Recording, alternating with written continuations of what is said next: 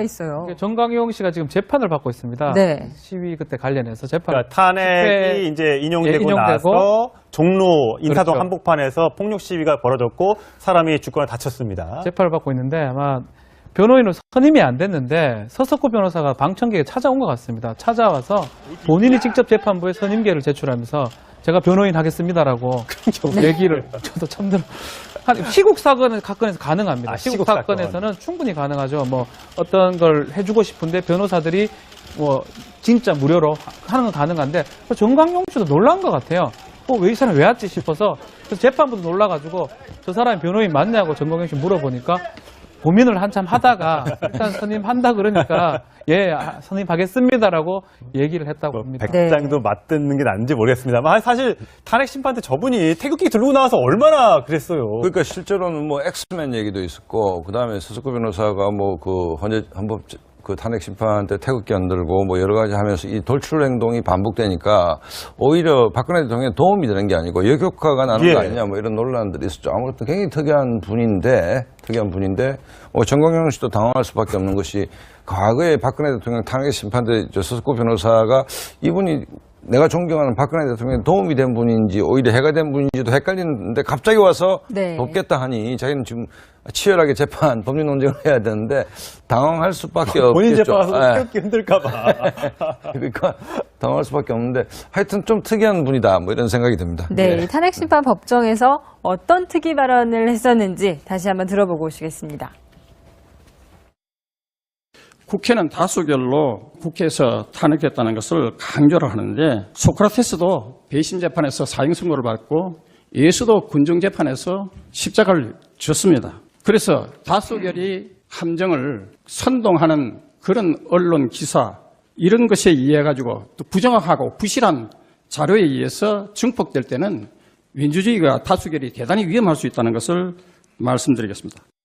네. 그리고 또 그 후에 태극기 집회도 굉장히 열심히 참석하셨잖아요. 그 태극기 집회 때는 정광용 씨하고 서석구 씨가 뭐 같이 무대에 서서 태극기를 흔들고 뭐 극단적인 발언도 하고 했는데 어쨌든 그 우리가 탄핵 때 보면 많은 이제 보수 국민들조차도 당황할 정도로 그러니까 법리 논쟁을 해야 되는데 정치 논쟁으로 하고 그다음에 뭐 예를 들어서 헌법재판관들을 모욕 준다든지 뭐 이런 형태로 해서 그 사안 자체를 굉장히 왜곡시키는데 기여를 했지 않습니까? 기여를 했는데 어쨌든 뭐 이렇게 서 변호사께서도 좀 약간 유명세를 치르다 보니까 뭐 한 것인지는 모르겠지만 핵심은 뭐냐면 지금 구속돼 있는 정광용 씨가 당황을 하고 있다.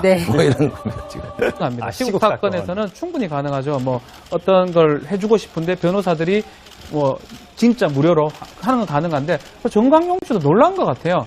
왜 이 사람 왜 왔지 싶어서 그래서 재판부도 놀라가지고 저 사람이 변호인 맞냐고 정광용 씨 물어보니까 고민을 한참 하다가 일단 선임한다 그러니까 예 선임하겠습니다라고 얘기를 했다고 합니다. 백장도 맞듣는 게 난지 모르겠습니다만 사실 탄핵 심판 때 저분이 태극기 들고 나와서 있어요. 정강용 씨가 지금 재판을 받고 있습니다. 시위 그때 관련해서 재판. 그러니까 탄핵이 이제 인용되고 나서 종로 인사동 한복판에서 폭력 시위가 벌어졌고 사람이 죽거나 다쳤습니다. 재판을 받고 있는데 아마 변호인은 선임이 안 됐는데 서석구 변호사가 방청객에 찾아온 것 같습니다. 찾아와서 본인이 직접 재판부에 선임계를 제출하면서 제가 변호인 하겠습니다라고 얘기를 저도 참 들어. 시국 사건에서 가능했다는 것을 강조를 하는데 소크라테스도 배심 재판에서 사형 선고를 받고 예수도 군정 재판에서 십자가를 졌습니다. 그래서 다수결이 함정을 선동하는 그런 언론 기사 이런 것에 의해 가지고 또 부정확하고 부실한 자료에 의해서 증폭될 때는 민주주의가 다수결이 대단히 위험할 수 있다는 것을 말씀드리겠습니다. 네. 그리고 또 그 후에 태극기 도움이 된 분인지 오히려 해가 된 분인지도 헷갈리는데 갑자기 와서 돕겠다 하니 자기는 지금 치열하게 재판, 법리 논쟁을 해야 되는데 당황할 수밖에 없겠죠. 본인 재판 와서 태극기 흔들까 봐. 그러니까 당황할 수밖에 없는데 하여튼 좀 특이한 분이다 뭐 이런 생각이 듭니다. 네, 탄핵심판 법정에서 어떤 특이 발언을 했었는지 다시 한번 들어보고 오시겠습니다.